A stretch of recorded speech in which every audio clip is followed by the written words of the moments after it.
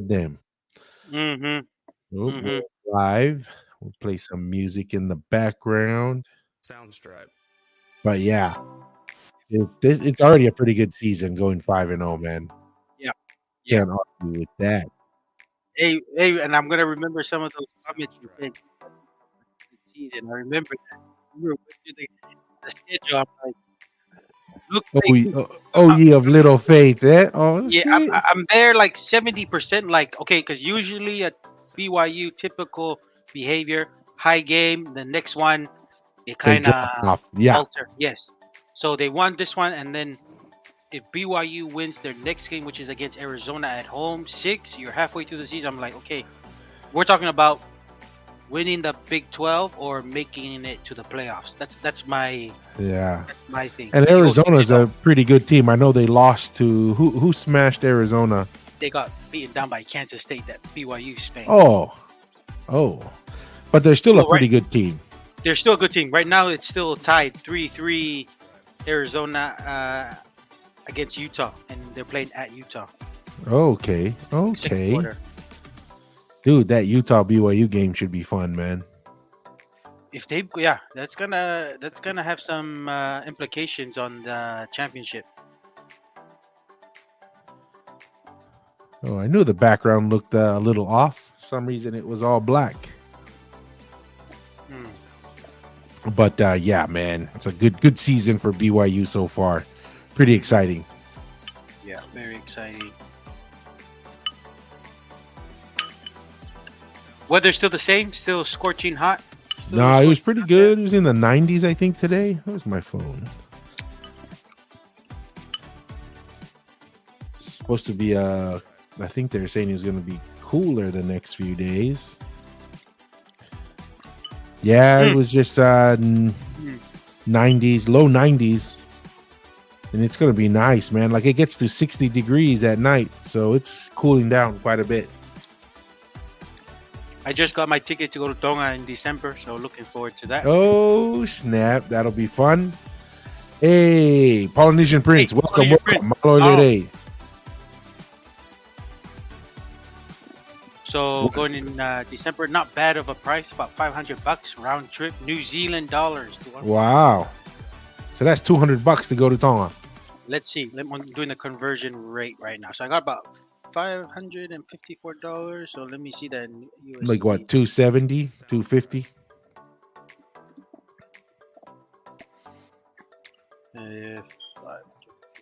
How long are you going to be in Tonga? For about 2 weeks. Wala kita maho if you're going to go to Hawaii, then you're going to go to Tonga. Might as well. Because I still had some annual leave left for this year. So I was like, For this year, you use it or lose it. Yeah.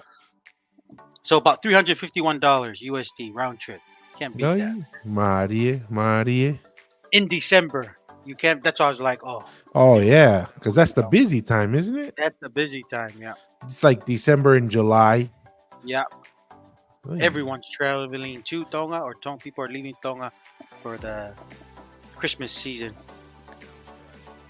TN4.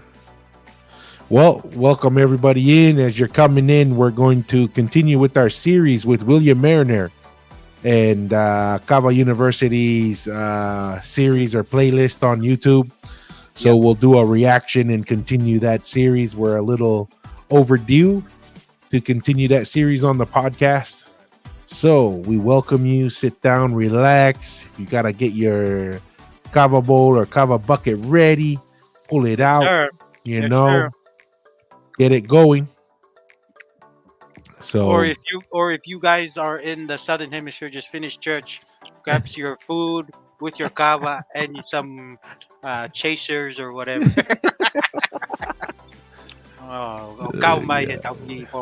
Join us for our Talanoa. Hey, dude, that one video on Richie McCaw is gonna hit like 50,000 views probably this week. That's pretty good because I don't know if there's many people with hot takes like that in the rugby sports. You know, kind of like pick who's the greatest flanker, kind of like who's the greatest center. You know, like they always have that discussion with Shaq or Will Chamberlain. Yeah. Whatever, you know. So that's good. That's good. Give the people something to Sweet. discuss about. Yeah. I mean, Richie McCaw is not that great anyway, so somebody's gotta bring him back to reality. Yeah, definitely. All right, man. Let's get rolling here. Let's roll.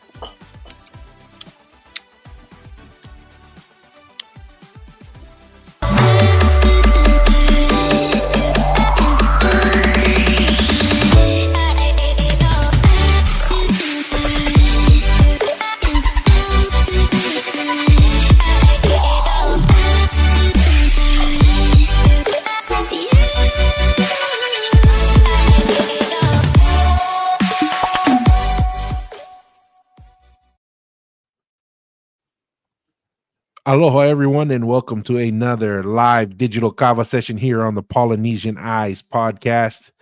You have myself here from South Central Texas and Mr. Atearoa from Manurewa.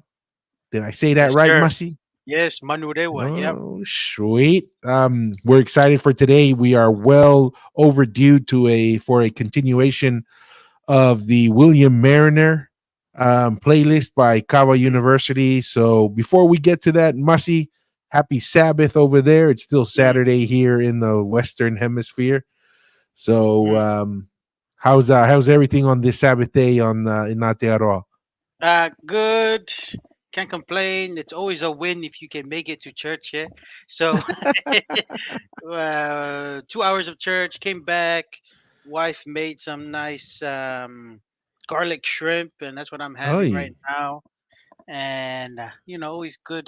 I only shave when it's Sabbath, so I'm looking pretty good with my clean so fresh and so shaven. clean. So fresh, so clean, look sharp, like a good one, So, and a beautiful day today in New Zealand. So I think everyone's excited in New Zealand that winter is about over, getting a bit warmer every Mm, day. I've started to notice, just looking at my yard, it's getting warmer because you can tell the grass is just growing a bit growing. faster. Yeah, when it's a bit warmer and the weeds and stuff. So, but other than that, so good so far here on this side So of the earth. But how about you, Tua? How's everything in Texas? another standard day here in South Central Texas.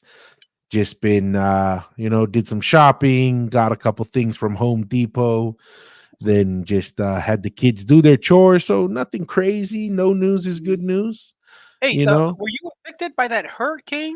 Did you No, get I any wasn't. rain? Okay, okay, No, that's went a little bit north of us. It's okay. mostly like Florida, Florida, North Carolina. Alabama. Yeah, I heard some of those areas are getting pretty rough over there. Okay. So, with that being said, let's jump into our show today. As we mentioned, we're going to continue our series here with the William Mariner storyline with Kawa University. And, just kind of like a summary here. Mm, So, Ulukalala and Tupou Niwa, they've assassinated, I think it's the Tuikanuku because it's in the Hihifo side. And mm, they're gathering in Hahake. They did the assassination. They meet up in Hahake, and they happen to run into, was it Tui Halafatai on his mm. way back from Fiji. Talk about perfect timing, right? Got Yeah, some war hardened guys, that's been, all they've been doing. basically No been cultivation. mercenaries. Yeah. Exactly. So they go back to Hihifo. They do a battle there. They win. They took some casualties. And so that's where we are in the storyline right now. So we'll jump right into it. Okay.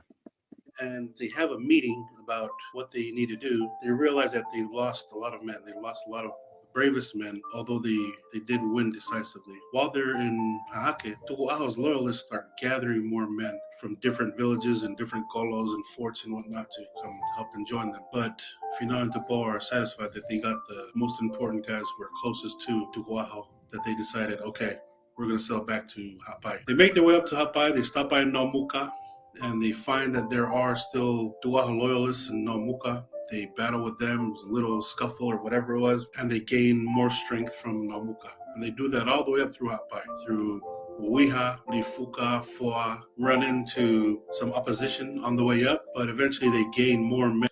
Just a quick thought and comment there. I wonder if that was one of the reasons why they decided not to stay and keep fighting on Tongatapu, is because they probably anticipated loyalists back in Haapai Yeah. and Mhm. so forth would be resisting them. Yeah. I wonder, do you know, Masi, if the Tui Halafatai guys went with them? I must, or did they stay on Tongatapu? You have any The knowledge on guy, that? because Tui Halafatai, he passes away, right? He dies in that Yes. battle. So Yeah, his because he's followers, sick. He's sick, and he yeah, basically just throws himself into the battle and yeah. gets killed. And yeah, and there was really no mention of the kind of like the second person in charge of that group that went to Fiji. So no, I'm not too sure with that, but I was just thinking, with Tu'uaho, is that Tu'uaho is Tupo the first's great grandfather? Is that correct, or what? What? I'm not sure actually on his connection there. Okay, okay, I'm not too sure. See, I'm not too sure with that side, but yeah, yeah, I'm not surprised. I'm not surprised that they had to go back and um, kind of squash any maybe rebellion or anything, because it's to me, my understanding, there's always a strong following of whoever the Tui Tui Polu, especially with Ha'apai and Mapa'u. They seem to kind of always have some group uh, Loyalty there. there. I don't know. That's just to me because looks like the Tui Hatagalawa and Tui Tonga was just more of like Tongatapu in that time. During that time, this is when everything is kind of falling apart with the whole empire and influence of the Tui Tonga and the Tui Hatagalawa, and this is the reason why they created the third kingship to kind of do all the tasks, because this is also the time when there's many assassinations happening. Hmm. So it makes sense why being uh being the political kingship is very difficult, Yeah, and it's the reason why the Tui Hatagalawa and Tui Polo was created off the branch of the Tui Tonga. But see all the yeah. little chaos that's kind of happening in Tonga at this time. Not very interesting. Hey, Nacho, Malo, welcome, welcome. Malo Nacho. Malo, you came early from 7-Eleven. Hopefully you brought some good Mountain Dew for everyone. Yeah, so I just thought that was interesting that a couple questions. What happened to the Tui Halafatai guys? Um, I would assume, man, at that point, since they're kind of war hardened, they're probably interested in staying with Ulgalala and saying, "Hey, what are we gonna do?" Right? Because I mean, those are valuable guys who have Yeah, that experience in war. They could be a huge impact on Ulkalala and his brother's efforts moving forward. So okay, yeah. 10-4. That was No, just one. and there's a huge advantage when you have uh, s- a group of people or an army specifically focusing on being warriors, right? Because most of the Hmm. time, a lot of Polynesians were the farmers, and then caretakers of their land and stuff. And at the same time, when it's fight, then they fight. But there's a big change when you have somebody when you're doing all those three, and somebody just specifically have been fighting like a whole year, and they've kind of been hardened, and their skills and the way of fighting is all actually is a lot more sharper. So definitely. You have an advantage when you have a certain group like that that's been fighting all year round. So yeah. 10-4. 10-4. No, and then interesting. Hey, Nacho's going straight up. No chaser today. Eh? Nacho's gonna No, straight up on his kava today. no new Eee, mata mate. today, Nacho. No, Like the Tongans, no new mata. maka in America. They always say, "Where's the new mata?" Referring to Mountain Dew. Maria. No, and actually, and to kind of make that point, one of the bringing it into like modern or current events right now, that is probably the only real positive of like the American military industrial complex, right? And we learned this from the Ukraine war, right? Hmm. Everybody was saying Russia was just going to come in there and just totally dominate Ukraine. Yes. But the reality was the Russian military. I mean, when's the last time they had a major war that they fought? World War II. Yeah. I know Yeah, they were in Afghanistan for a little bit, but they weren't very successful there. yeah. Um, this is the other The only, thing when they yeah, talk about China's military. yeah, Really, the only military in the world that's pretty battle hardened is the US yeah. military, which is a pro and a con. The Mm, negative is why are we out in wars all the time everywhere, right? That's the negative. And all the yes, money. Yeah. yeah, Yeah. yes. And this is the interesting thing, and I didn't know this. Did you know that? And I just saw this on I think the Joe Rogan podcast. He interviewed a guy, and he said, "Did you know that Dick Cheney was the CEO of Halliburton, the military supplier?" No, but it explains why he was so eagerly. Because, in my opinion, we shouldn't. I was kind of the Iraq War. We shouldn't get involved. We should just maybe get involved with where Osama bin Laden was at, which it was in Afghanistan and the border of Pakistan, like in that area. But it Mhm. makes sense why he eagerly He pushed, wanted the pushed. war. Yeah. Yes, because those manufacturing companies in military warfare wanted to do it to make money.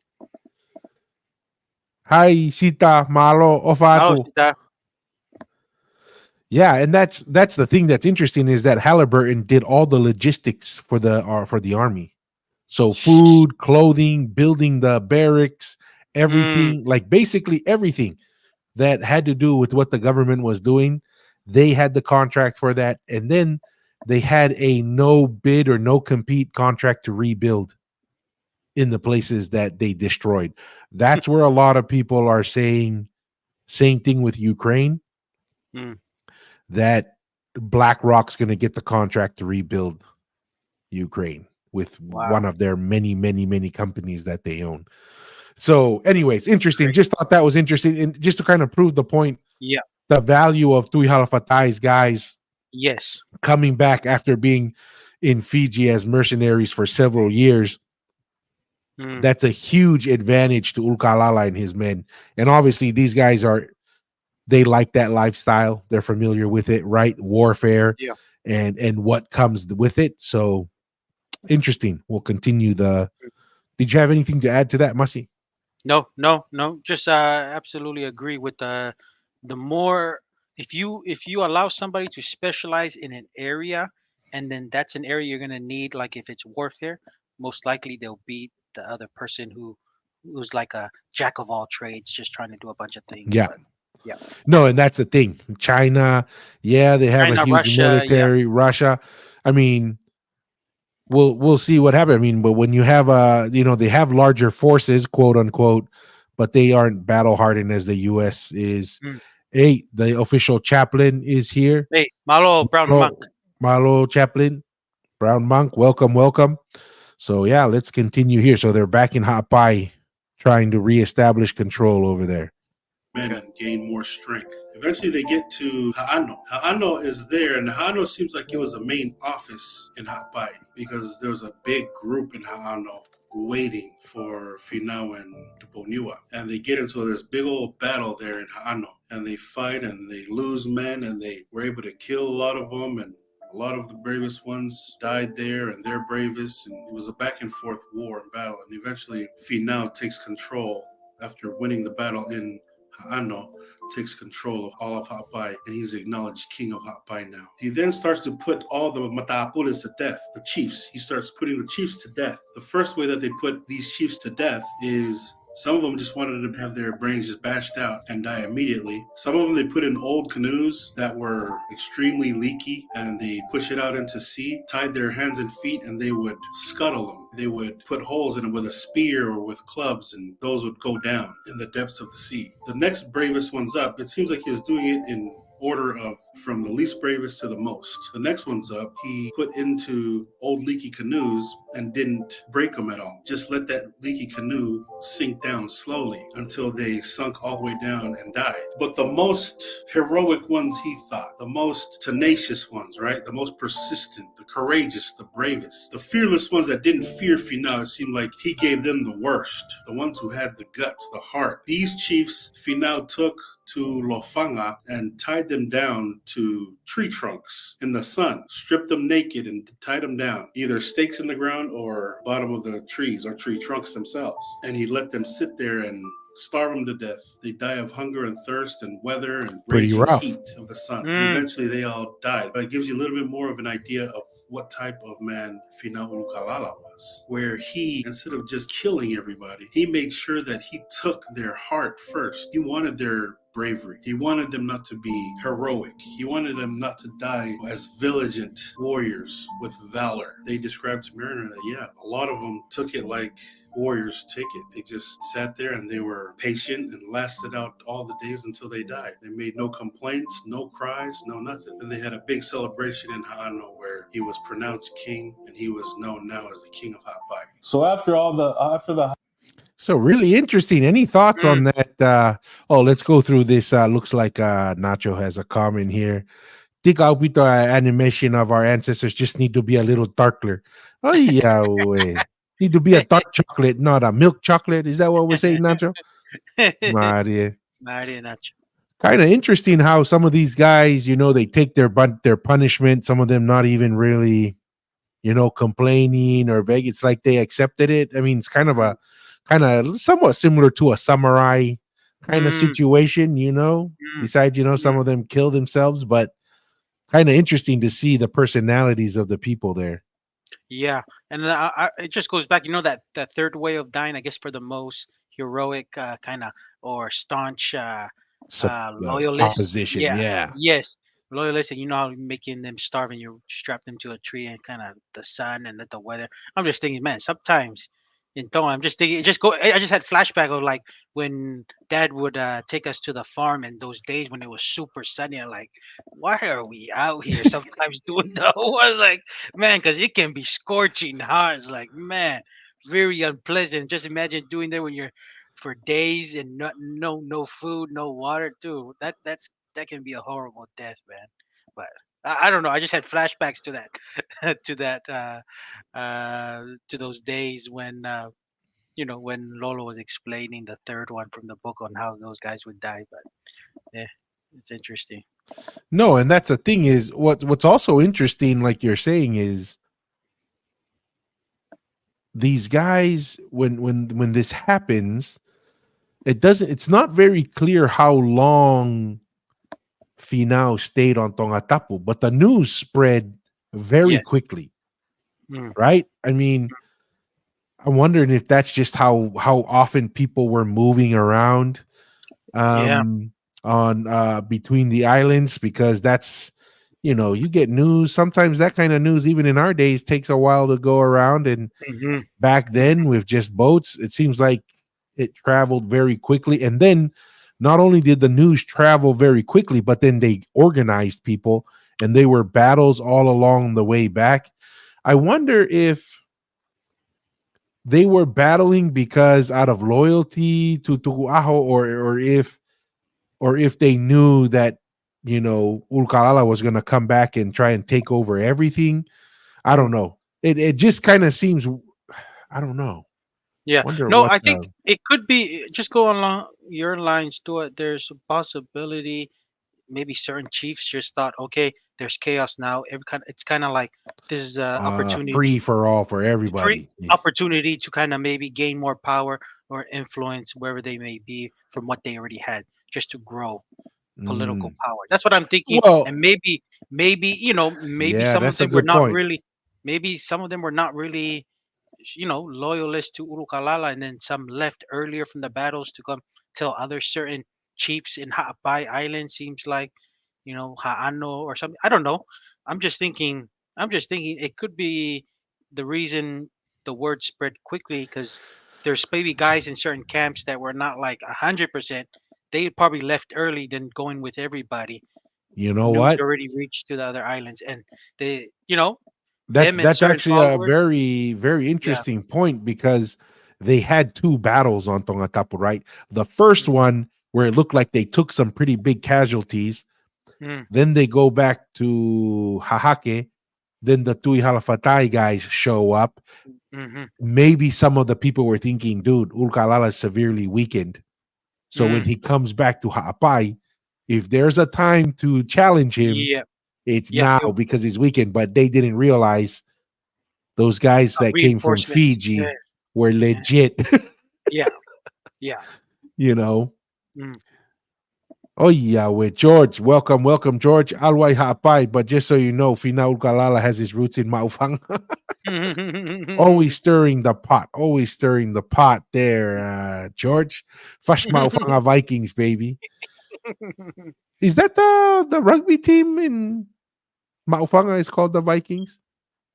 I have no idea. Ah, interesting, Maria Mm. George. Yeah, because isn't there a part that Ulukalala goes and visits his father often when he goes to Yes. Tongatapu in Maupanga? Yeah. Yeah. So seems like there's that connection. Yeah, Okay. his father, I think, is buried in Maufanga. So Correct. TN4. Let's get back into the story. Hano thing, and they finally conquer Hano. They celebrate over there, and after the celebration, and those who were with them and those who were against them were put to death and whatever, and those who were with them and the families that were on their side all celebrated together, and then they head for Vava'u. When they get to Vava'u, they have opposition too. There are a lot of Tuku'aho loyalists in Vava'u. The Vava'u people hear about the assassination of Tuku'aho from some of the Hapai guys that sailed over there. He said they actually had guys sail over there and take him the news. But after Finau and Tuponiua went to Avatwa and took over, right, they had the little battles and won the battles and the wars or whatever with their guys. They gathered the chiefs that were against Finau and Tuponiua. They gathered some of the Matapules, they gathered them together and they held them as prisoners. But even then, they were no longer, Finau was no longer resisted through war and battle after that. But he did say that they started harassing him either at night in the dark. They would yell out things to insult him, insult his leadership, insult his person, his look, and they started insulting him, his family in the dark. Or, during the daytime, if it was far away, they would just yell out insults to him, to Finau, which means the Vava'u guys weren't scared of him. The Vava'u people. That's what they were doing. They were insulting him from hidden places or in the dark. So he felt that it was still dangerous to him, if that's how they were feeling about it. So Finau gets mad and he takes the prisoners that they got in Vava'u, told them, How Tongan is that or Polynesian is that, right? Just that's the way of rebellion. You just, Yeah. Yeah. Yeah. taunt them, which is another interesting thing. There's this new like wave of like the Chihu, like Yeah. this whole thing. And I guess there's nothing wrong with it, but typically that I don't know what your recollection is, Mussy, but that's kind of where I grew up, that's kind of a disrespectful kind of thing, especially if it's not your town. Mm-hmm. And stuff. It's a Yeah. way of being disrespectful to be so loud Yes. and Yeah. and be overbearing. But Mm. that, obviously here in the US, it's more like It's a something that's thing. celebrated, Yeah. So it's kind of interesting to see how the different cultures changing because what Urkalala is experiencing there is people being loud, right? Yeah. Being Yeah. intrusive. And Yeah. that was kind of a negative thing looked on, but times change. But any thoughts on that?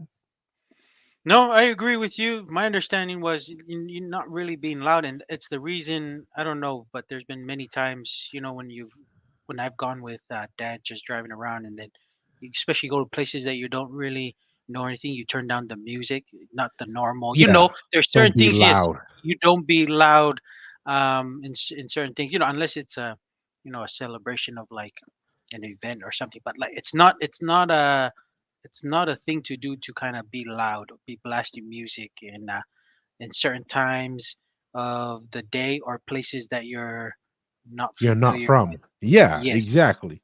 yes. Oh, yeah. Says a couple comments here. They probably was yelling out, Urkalala, Urupoko.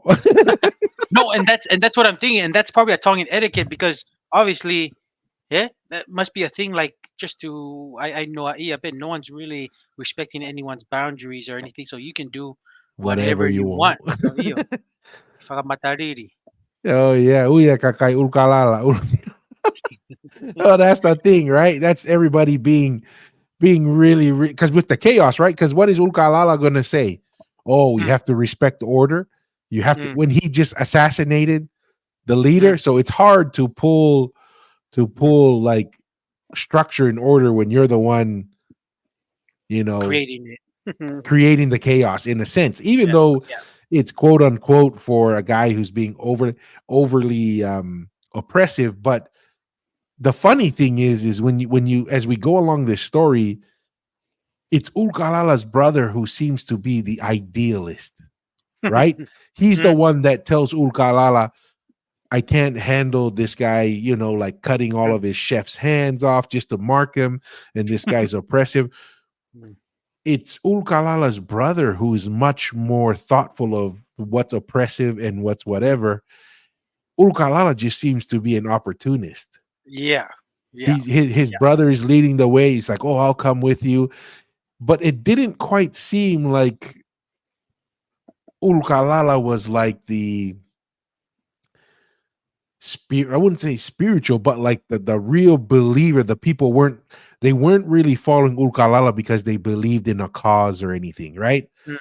Tupo Niwa, his brother, seemed to be the one that people were motivated to follow. Like he was someone that inspired them, and Ulkalala didn't quite have that from kind of what we're hearing. Mm. Um, so yeah, just kind of wanted to say that, and I think that's one of the reasons why later on in the story, Finau just sits there while they assassinate his brother, right? I mean, Yep. because that was a straight up political move, and I think it was because he understood when you're seeking power, with power is your primary goal, there can only be one, like the Highlander mentality, right? Yes. Yeah. Tuponiwa, his brother, it doesn't seem like he was really seeking to be Yeah. the pinnacle. He was just like, no, man, this is oppressive on the people. Um, I don't know. Very interesting. Yeah. Oppressive on the people, and I have the ability to do something about it that if I have your support and your backing, we can do it, kind of thing. Yes. Exactly. Because I Yeah. don't, because right, he wasn't, he didn't want to do it alone. It was more of like once Urukalala agreed, they kind of went together and kind of Well, did well, it something. sounded like Tuponiwa was going to do it on his own. He said, whether you're going to help me or Oh, not, I'm going to okay, go do okay, it. okay, Right. That's the way. okay. And then Ulkalala just kind of, yeah, I'll come Just along. go Yeah. along. Okay, and that's where the opportunity kind of presents itself for Urukalala. Yeah, Exactly. And then from the story on the previous one, yeah. um, Ulkalala says he's not like leading in he is swinging and fighting, but he's not like fully committed everything into it. He's a little bit more measured. Like Mm, he's very calculated, right? yeah. Where Tupo Niwa is much more of an emotional leader and Mm, an inspiring leader. mm, And mm. Ulkalala is more like, no, we make calculated risks, Yeah, decisions. this is a puzzle for my bigger picture in the future. Exactly. And he's trying to Yeah. position himself for that power in the future that he has in mind. Mm, So 10-4.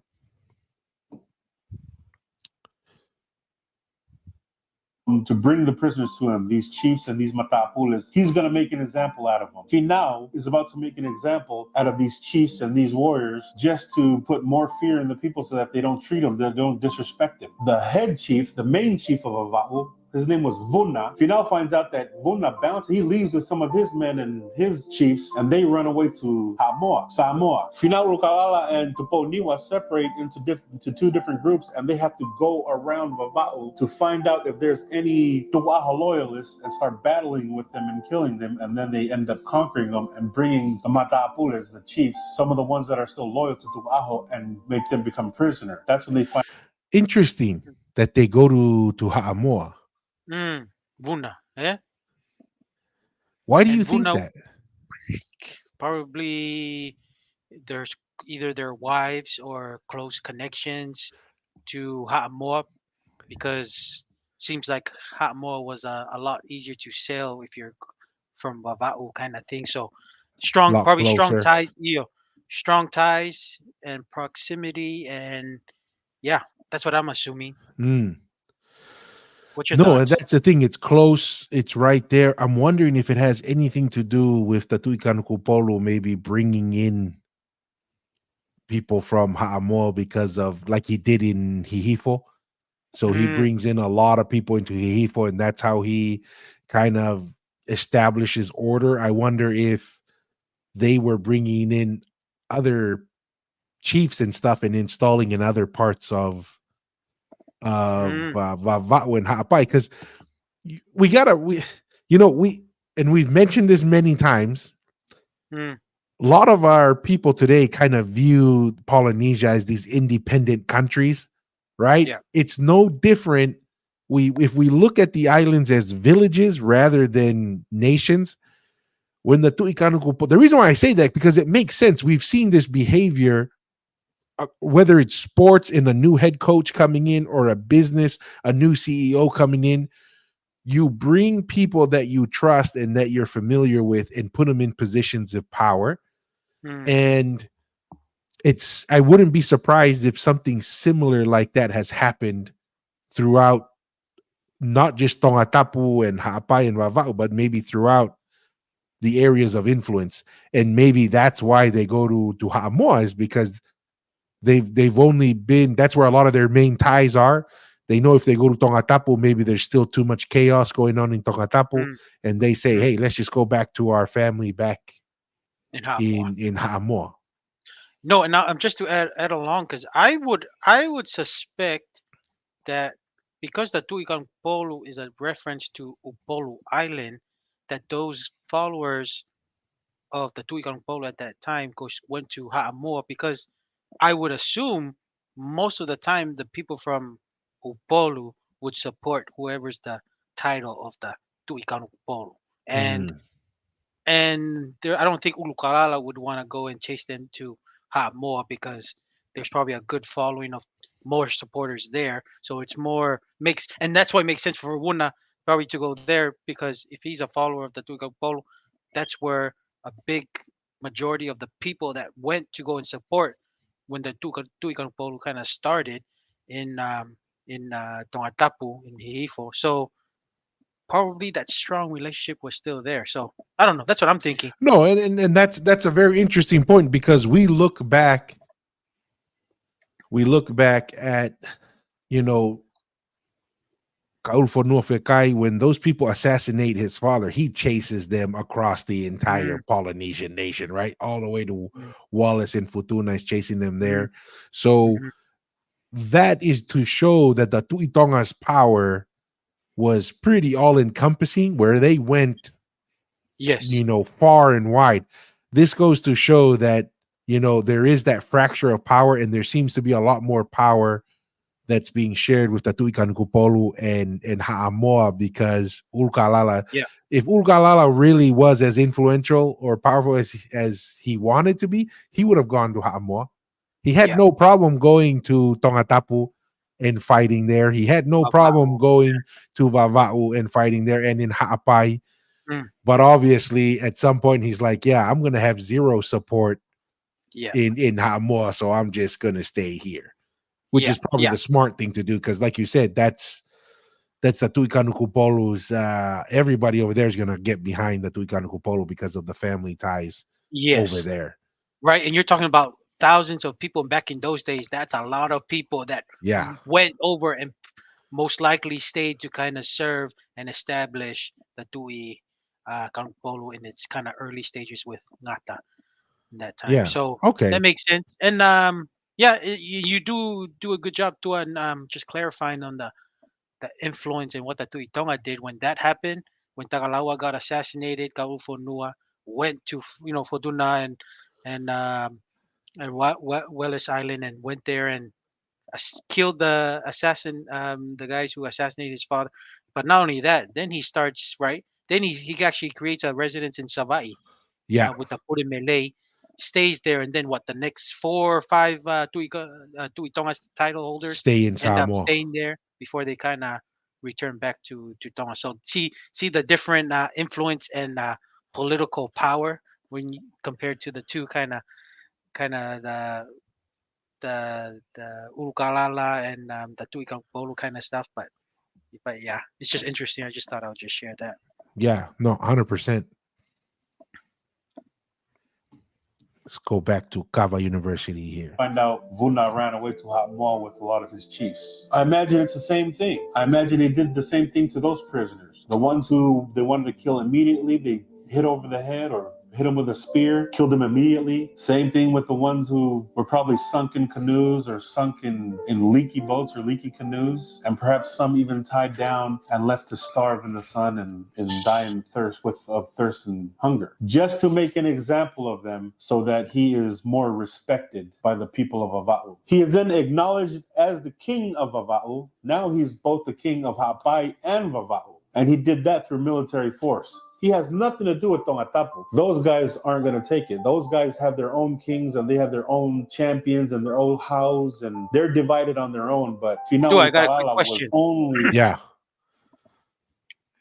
Out of the three options to die, what Ukalala did to his prisoners, which one would you choose? Just out of curiosity, would you choose to get smacked in the head and bashed to death, or go on a old boat and then probably drown, or strapped to a coconut tree and or to a tree to or starve and kind of I don't know, die that way? man. It would depend on how much I hated Ulgalala, I right? got one. I got my option. Okay. Well, I but, was but what would be your option?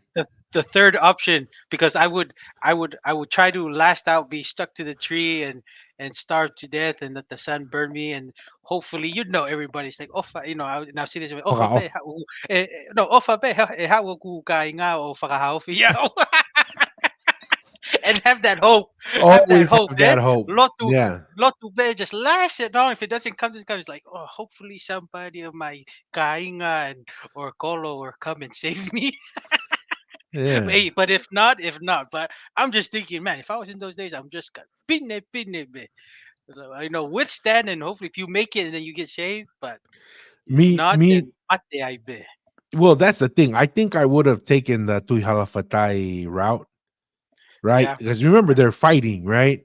yeah. And maybe I was like, man, if we're gonna lose, I might as well lose like fighting, like trying to kill someone. I don't know if I would surrender, especially considering everybody knows Urkalala's kind of behavior. Maybe I don't know, I'm but just saying, if you get if caught I got alive, caught, you've got if I got caught caught alive, alive, like, yeah. I would I would probably try and find a reason to try and kill someone and get killed first. Okay, okay, I would okay. I would So you say, most hey, likely get bashed in the head, yeah, like, yeah, okay, I all would, right, I would engage to make that happen. I was like, hey, you're either gonna kill me or I'm gonna kill you, okay, right? all I right, don't know. I don't know. To me, if it's like worth sticking around much longer, okay. unless I knew, like, oh, my kainga is building a big army, they might come. But when I see Vuna get on the boat and go to Hamo, I'm like, oh yeah,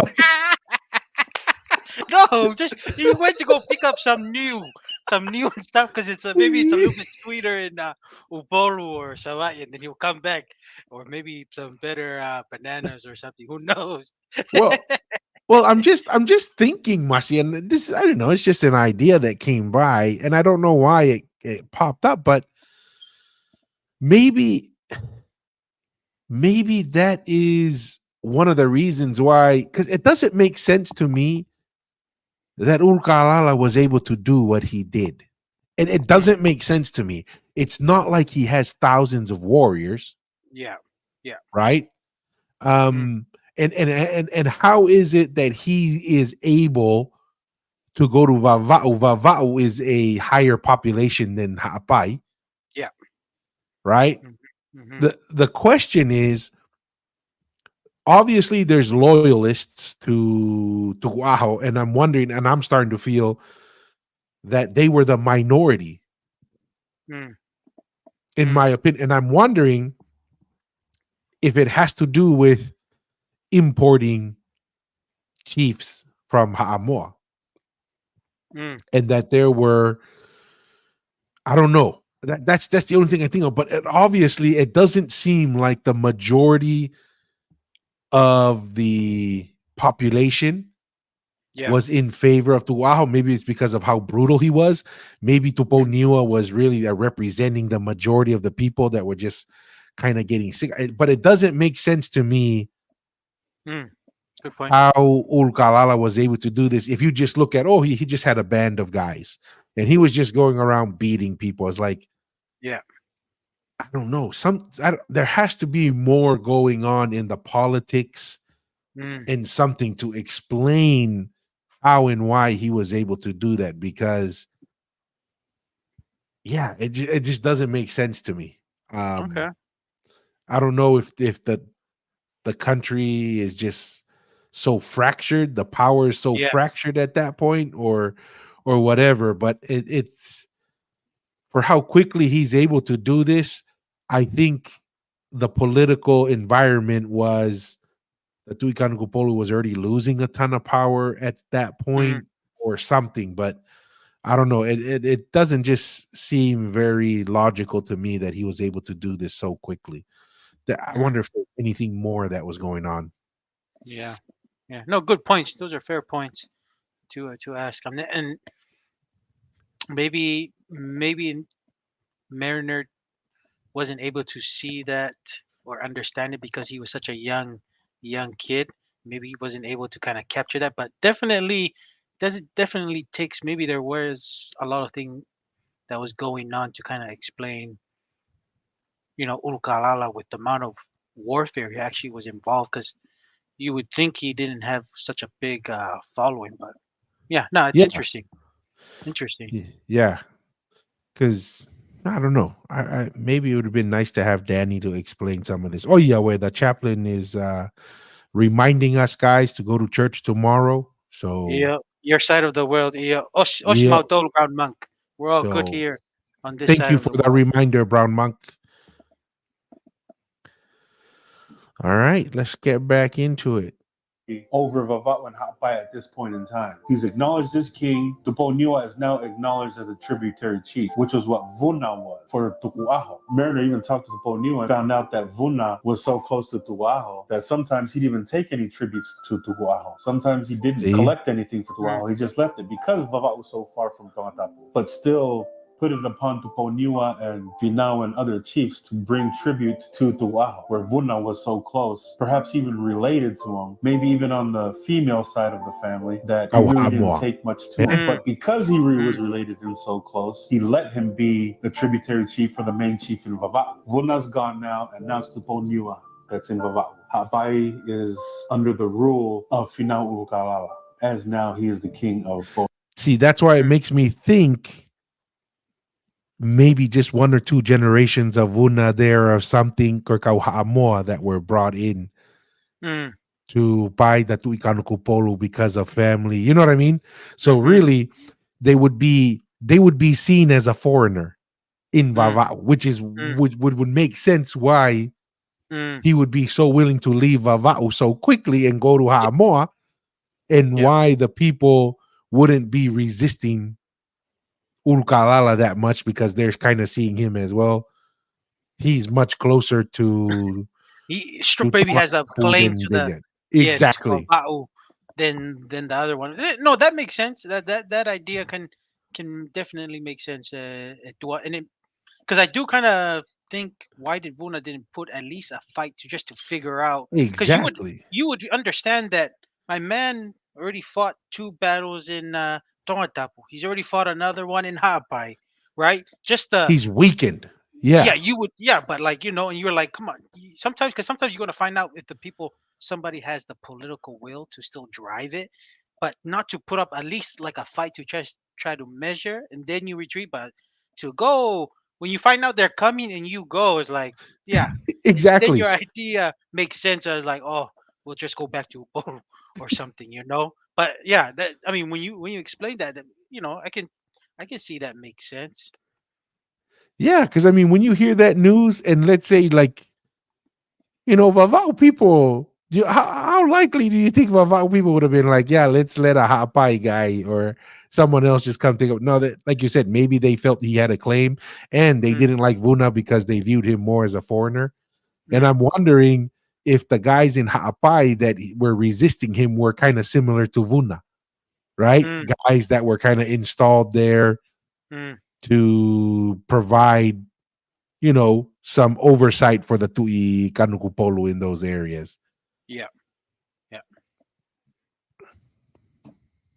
both Vava'u and Ha'apai at this point in time. The thing with Tawatapu at this point in time is the fact that because Tupu'aha didn't have somebody to succeed him, to take over his place, he didn't have any sons of the age to take over or brothers or perhaps anybody on the male side of the family. That's why it was all divided. Everybody started dividing themselves and building their own forts in different sections in different parts of the island. And because of the case, they would often go to war with each other, which would keep them inside of the fort. And if they're in there during war, all 12 or 13 of these forts, there's not many of them going out and planting food just in case they get caught outside of their fort, which then caused famine among the people because nobody could go out and grow anything. And then a lot of them thought, well, we hated the Wa'aho, but at least we're able to know that even though he's in power, we can still go out and grow food. I guess anybody can decide how they would have wanted to live. So That's a very, this is why war is just so dangerous, right? It should always be a last resort, Yeah. Yeah. right? You know, I just Yeah. no, do it, and that's why when you say it should be the last resort, it's I just had a flashback of just understanding even the stuff that happened with Saddam Hussein when he was thinking. Yes, Yeah. yes, he was a ruthless leader and stuff, but things are a lot worse in the Middle East since he's been gone than it is now. So he created some stability, like kind of like what Lola was saying. There was some stability that people can, most of the people can still kind of live their lives and stuff on the majority of part. At the same time, he was actually providing stability at that area. And once he removed, it was kind of chaos from even up to now. If you look at the Yeah. Middle East now, that region, how many like the ISIS groups and some of the terrorist groups and Hezbollah and stuff, they're kind of gotten more stronger and a lot of the terrorist organizations are actually running these little like Flourishing now city compared states. to, yeah. Yes. So it's very interesting. That's where my mind went to when Lolo was explaining, Gava University was explaining the scenario, like when the people were like, even though Dua was in charge and stuff, we can still kind of fend for ourselves, and there was stability. But now there's kind of a little bit chaos. Like people can't really cultivate their land and stuff. So that's what I was just wanted to share on that. But I just thought that was interesting. No, and it is. I mean, this is kind of the beauty of, or in theory, when you execute democracy and a Yeah. justice system, a legal system, it is a way to settle disputes or effect change without having to go to war, Mm, right? That's usually the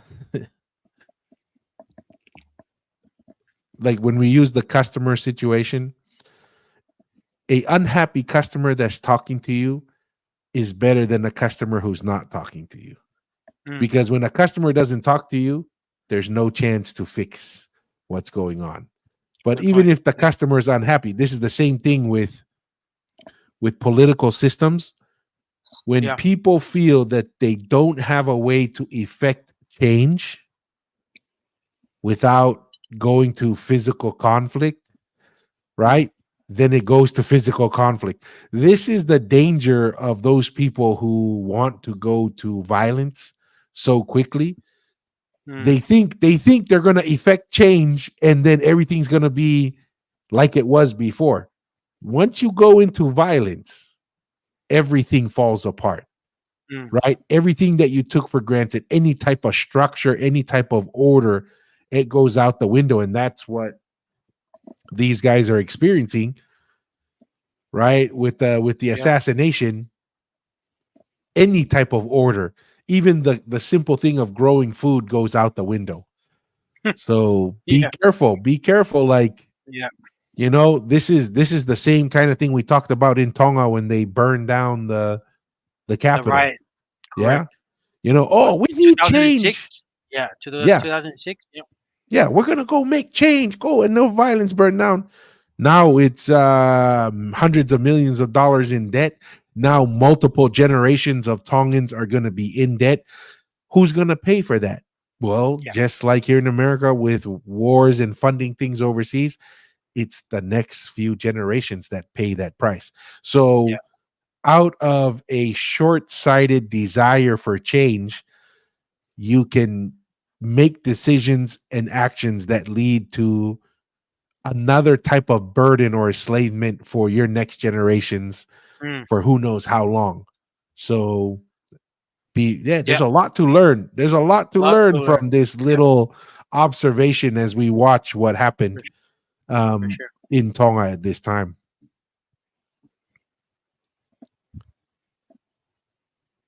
Since Mariner got there in the past 7 or 8 years, and since the death of Tuaho, Finau has made it an annual thing to attack Tonga. He would attack one or two or even more of those forts that were in Tonga from Ha'apai and Vava'u annually. When Captain Cook showed up to Tonga, everything was under Tukuaho. That was 77. So between 77 and 99, Tonga is now divided based on this battle or this war that the Poniua and Finau started, killing Tukuaho. Now it's time for the annual attack on Tonga. Mariner and his Palangi friends, those four Palangis that I mentioned earlier, his four friends start preparing the little carronades, the smaller cannons. Because remember, the big ones were just too heavy to move. So after they unloaded those, they didn't take them anywhere because they were too big. But the smaller ones, they built wheels and they built something to mount it on so that they can push it. Finau is getting ready to attack Tonga now. Now it's been years since Tukuaho died. It's been years since Tui Hafatai and his Fiji mercenaries came back.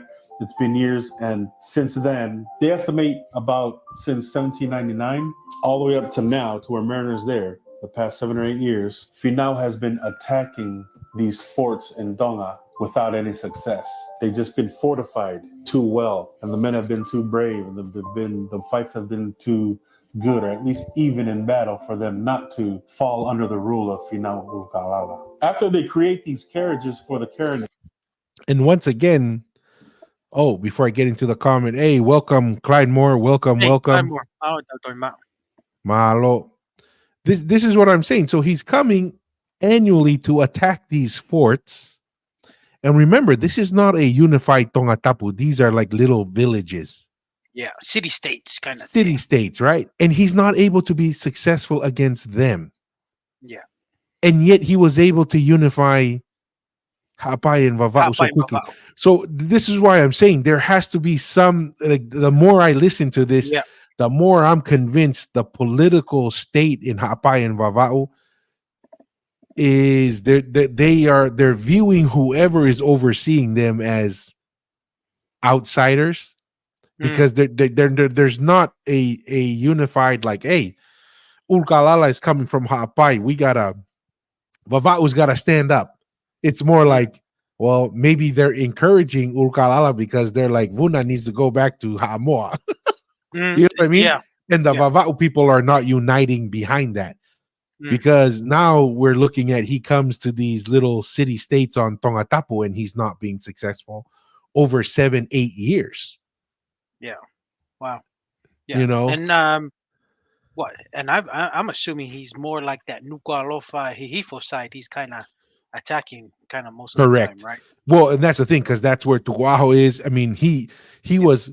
It seems like when he goes to Hahake, he's very comfortable in Hahake, Yeah. because every time Tui. after they have the battle, he goes to Hahake, and that's where he regroups. Yeah. Yeah. Reorganize and everything. Yeah. Yeah. So it seems like mostly, the Hihifo side, where the Tuikan Kupolu is prominent, is the area he's probably spending most of his time, which would be that Nuku'alofa and going west. Yeah. Yeah. It's for these little mini cannons. Finau goes up and he looks at it and he's like, these things aren't made for quick attacks. Like, you're pushing it looks heavy, but the way we fight in our battles, in our wars, we attack fast. You got to be quick with the spear or quick with the club, and it's in and out. Mariner assures him that no, we'll go set these things up in the front. And they had four of them. We'll go set these things up in the front, and as long as you guys can give support and protect the guns will do all the work. And Finau is questioning, like, I don't know, man. It just seems like it's too much trouble and it's too heavy. And Mariner assures him, all right, me and my friends, we will man these guns, right? Because he assures them that they've done it before, right? These were on the ship. They've manned these guns before. They know how to use it. They know how well they work. They know how efficient it is. And they can run into a successful battle if they use these mini cannons, these bigger guns. Finally, they convince and they talk Finau into it. Finau's like, all right, we'll give you support. You guys put the cannons up front, and then we'll go from there. He also makes Mariner enter into an oath, like, promise me you'll do your job. Promise me that these things will be successful, that you guys aren't going to run, that you guys are going to stay loyal and stay faithful to the cause. And Mariner assures him, yeah, of course, we're going to be loyal to the cause. It was upon that Finau then gave Mariner to one of his wives as a son. So she was gonna take care of him, teach him everything he needs to know about the culture, about the politics, about the position of Finau, and now the position of Mariner. Everything he needs to know about the customs and the traditions, anything he needs, whether it's clothes or food or whatever he needs to know. She even teaches him how to speak and pronounce words even better, because it's only right that a prince of the king knows and is more eloquent with words and pronounces them well. And Mariner learns a lot of this from Finau's wife, whose name is Mafihape. And he says that Mafihape is of great consequence. She's very valued, not only to Finau and his family, but to society in Hapai. To society as a mother figure, not only just in politics, but in cultural things. She was very valuable to the people in comforting and teaching and example and everything, which means Finau gave Mariner his best, because Mariner promised that he will be loyal and give Finau his best, or their best, him and his friends, with the guns that they're about to use. They're about to go attack Nuku'alofa. So they're preparing for war. See, that's the kind of influence that you have, that these little, it sounds to me now that we're listening to this, those little resistance that were when they came back to Hapai were little small pockets, right? It wasn't really, because it seems like the majority of the people are behind Ulkalala, which seems to be the same in Vava'u. And you know, that's what he's explaining about. Was it Muffy? Yeah, Muffy Happy. That's what you would expect when you feel like, oh, she's one of us, or she has a right to the position that she's in and she's valued. When the people feel that that person is justified, and they, you know, by inheritance and in the blood that they have, people are much more loyal. And then if they treat you well, man, that just takes it to the next level. Whoever Vuna was and wherever he came from, the people didn't have that, right? Vuna was like, hey, I'm ready to go back to Hamoa. And so interesting. Looks like Noah. Hey, welcome, Noah. Looks like Noah is joining us. Oh, let me add a note here. Noah here. We're not on that topic today, Noah, but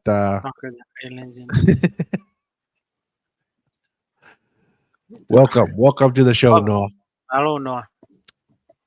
Any thoughts on that, Masi? But this is like, yeah, you know what? This is what you would expect from someone who has the right from, you know, comes from the right family, and seems like the people are behind and value the that individual. No, I agree. I agree with your conclusion there. With our speculation, just trying to understand and what we hear and what we think could have happened with Vuna, and it could explain why he was so quick to eager to, leave.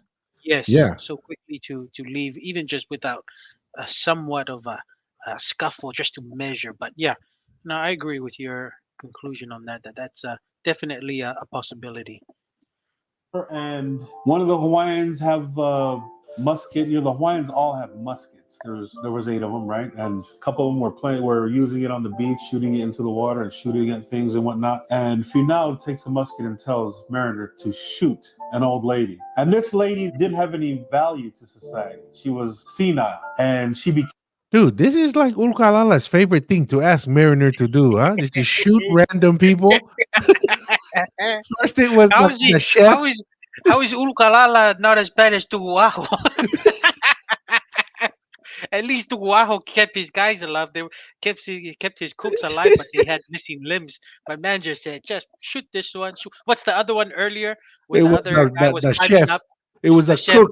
It was the cook that was climbing and taking metal off the boat. That's Uh, a that's a fair point. Mas like at what point is like tagu patao pa ulkalala mo. yeah. Wow. No, and it could, and maybe, and it explains why Ulukalala was strong in Hakpai and Babao.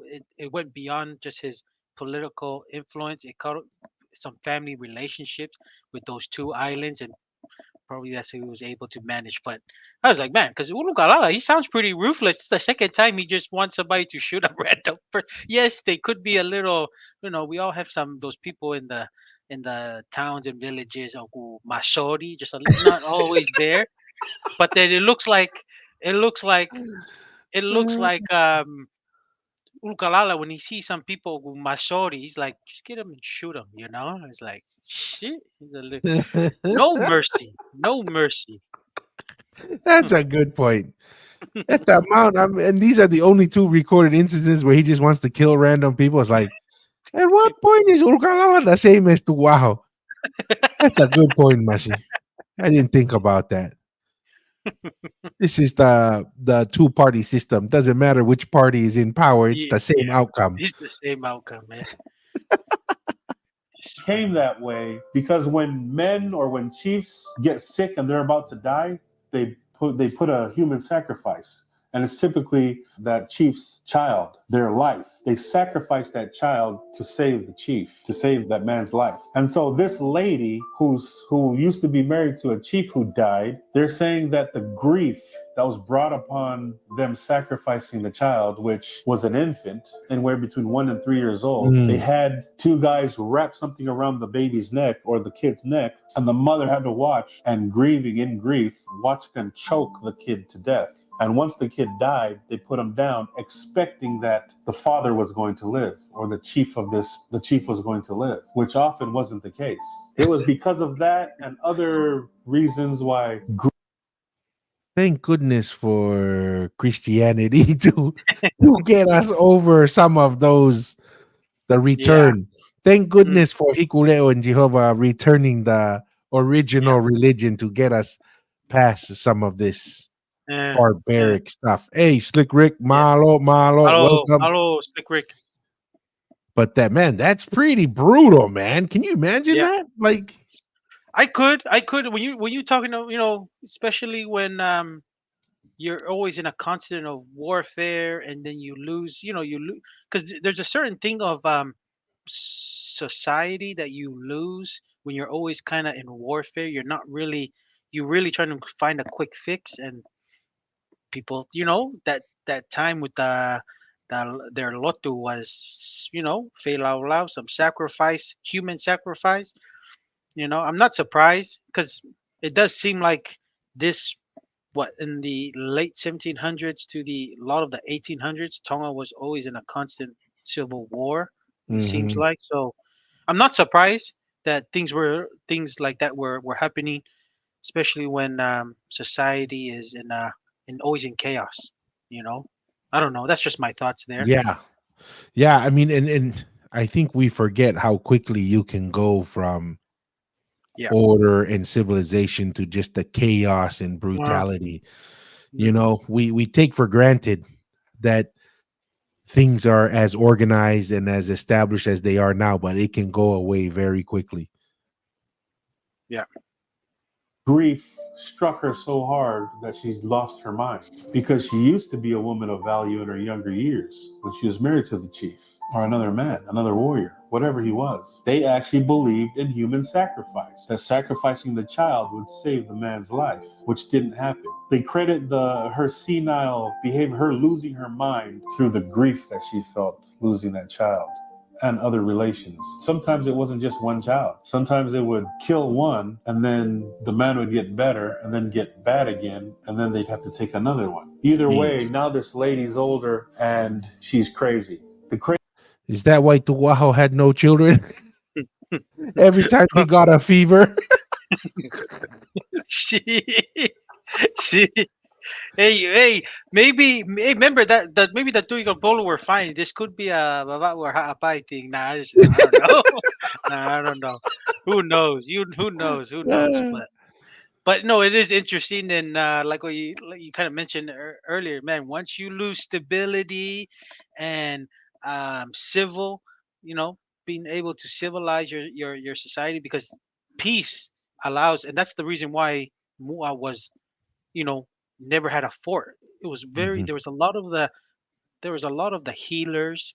I don't know if you did mention it. Tua Taufaha was actually sickly as a child, Yes, it sent was to the Mua. Tuitonga's Taula that saved him. Yes, and you only get people like you only get people that are willing to come, and these are smart people or healers or people with some valuable skills. They're gonna go to places where it's stable, Stable.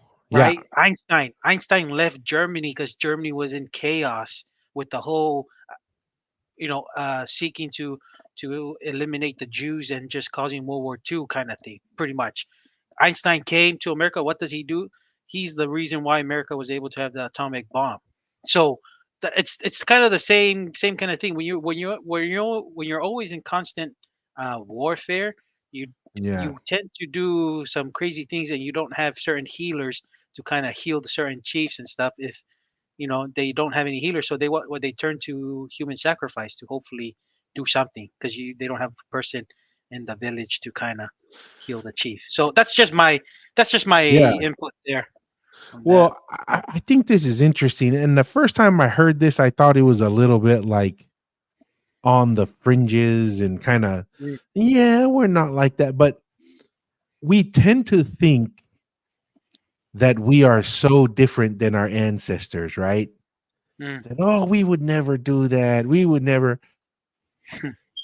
But look at what we do with unborn children, right? yeah. And what that means is you're basically, just because they're not out running and walking and talking, we think, oh, we can quote Mm, unquote sacrifice that, yeah. right? And people don't have an issue with that. Another Yeah. thing is like, just look at the war in Ukraine, Mm. right? Oh, it's let's sacrifice all their young men and all their stuff. Yeah. Like look at the hundreds of thousands of people, and yet people are like, yeah, that's a good thing. And then Yeah. you have guys like in the federal government who, unfortunately, war is a machine that needs to be fed, and apparently it's not just money, it's humans Yeah. have to be Innocent lives too. sacrificed to Yeah. feed that machine. So Yeah. we may think, oh, we're more sophisticated because we got science. We're still doing the same thing, just in a different mechanism of doing it. Just because we're further away from it, Yeah. we think, oh, we're not like that. No, we're just, it's like when this is a funny story, and then maybe it's unrelated to it, but when we were in Tonga, right? Um, we were killing animals all the time, right? And Mm. I'd never feel sorry. I never Yeah. feel sorry for a pig Yeah. or Yeah. a whatever, right? I mean, it was like, oh yeah, we gotta kill it. Okay, Yeah. stab Just it, break another the day. neck. It's Another just day in another Tonga. simple task. You go overseas, and now that you're so separated from the processing of your food, Yeah. Yeah. you just go to the grocery store and you just buy your stuff, right? You don't Yeah. gotta kill it. So Prepackaged. Yeah. yes. So it's almost like you live in this false reality that death Yeah. is not happening, right? Because it looks so pretty on your end. It looks so clean and Mm, organized, but the reality is the death is happening. mm. That's how I feel like when we read these stories and we listen to this stuff, that sometimes we're like, "Oh man, they're so like backwards. They don't Barbaric. They're so barbaric. barbaric." And yet it's just because it's happening right in front of them. We're living in the same scenario. We just are a little bit further away from it, but it's happening. Kids, just look at this. What's going on at the border? Mm. Everybody knows sex trafficking of young children are Yeah. happening there. Now, what's Yeah. worse? What's worse is dying in this unfortunate manner, Yeah. or being treated how these children are being treated. Yeah. Which one's worse? I don't know, but n- everybody knows it's happening, but because we're so far away from it, Yeah. we pretend like it's not happening, but it's really happening. So I guess the reason why this is coming up is, as much as things have changed, it's still the same. Mm. Like, we listen to these stories, and it's, we feel like, oh man. And even I said it just earlier, Malomo Christianity, and it's true, but the reality is it's still happening, and it's happening on a very large scale. I don't know, just some thoughts that came to mind, Mussy, as we're Yeah. having the conversation. No, I just remember, when you're talking about how we see, we view it as barbaric and stuff in those days, but in our days, with the hundreds of kids who are dying in abortions, that people are actually willing to go and make it happen. And then when it's just that in our days, we, like I would just say, "Huwag daw boto he kaagad." I mean, Yeah, yeah, like that's all it is.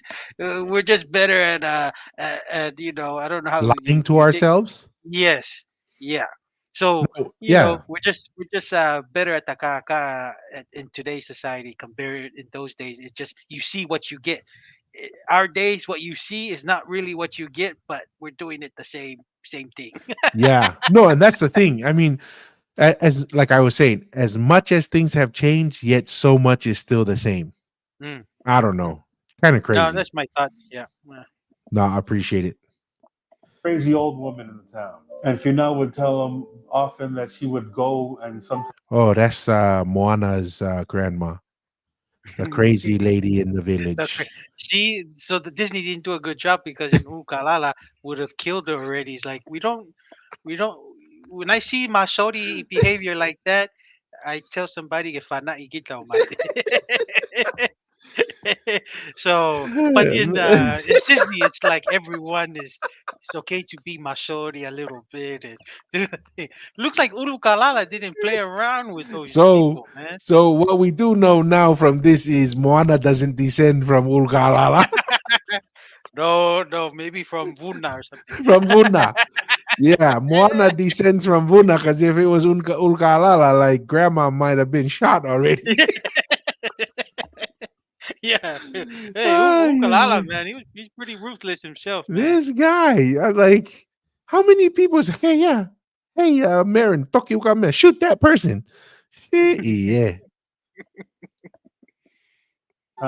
be naked in public, which was indecent and disrespectful. Sometimes she would go into a mix, into a kaba ceremony, and she'd dance naked and sing naked. They considered that disrespectful. They considered that indecent exposure. Because of that, she found herself at the bottom levels of society, the lower classes of society, and now she is of no use and of no value to society. That's why if you now asked Mariner to kill her, to use the gun, we're testing out, we're preparing for war to go attack Nuwalofa. We're testing out these muskets, take the musket and shoot her. Mariner had to explain to him and describe to him, it is against my religion. It's against our religion. It's against our laws of our country to take a life of an innocent person. That's considered murder. And he tries to describe that through Tui Tui and to Finau using the best Tongan that he could, as he was instructed by Mafihape.